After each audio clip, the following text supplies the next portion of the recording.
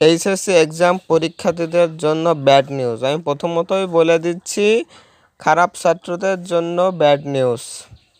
Octopus দিবে না শিক্ষা বোর্ডে, এই বিষয়ে তিনি খোলামেলা করে বলে দিয়েছেন। এই বিষয়ে অটোপাস না দিতে নারাজ, অটোপাস কখনোই দিবে না। সেও আরেকটি কথা বলেছে যে আপনাদের পরীক্ষা যদি কোনো কর্মগতভাবে যদি পরীক্ষা অনুষ্ঠিত কোনোভাবে সম্ভব হচ্ছে না, এমনভাবে যদি হয় তাহলে আমরা পাস দেওয়ার চিন্তা ভাবনা নিব, কিন্তু এখনও আমাদের অটো পাস দেওয়ার চিন্তা ভাবনা এখনও আমাদের আসেনি, দিবে না। এই বিষয়ে সে খোলামেলা করে বলে দিয়েছে যে অটো পাস সে দিবে না।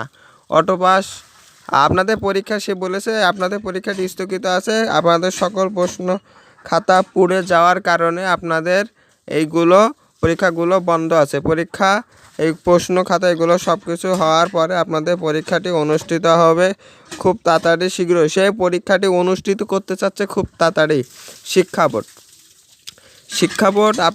আপনারা যেমন হতাশায় ভুগছেন, শিক্ষা বোর্ডও কিন্তু অনেক হতাশায় ভুগছে। তো দেখা যাক কী করে শিক্ষা বোর্ড, কবে পরীক্ষা নেবে। তো একটা পরীক্ষার তারিখ সে প্রকাশ করেছে, কিন্তু ওই তারিখে এখনও শিওর দেয় নাই। ঠিক আছে, একটা তারিখ সে প্রকাশিত করেছে, কিন্তু ওই তারিখটা শিওর দেয় না। ওই বিষয়ে একটি ভিডিও আসবে। তো আমরা সকল পরে আপডেট নিউজ দিয়ে থাকি। আপনারা আপডেট নিউজ পেতে আমাদের চ্যানেলটি সাবস্ক্রাইব করে রাখুন, পাশে থাকা বেল আইকনটি বাজিয়ে রাখুন। আমাদের 5 মিনিট ক্লাসের সাথে থাকবেন। ধন্যবাদ সবাইকে।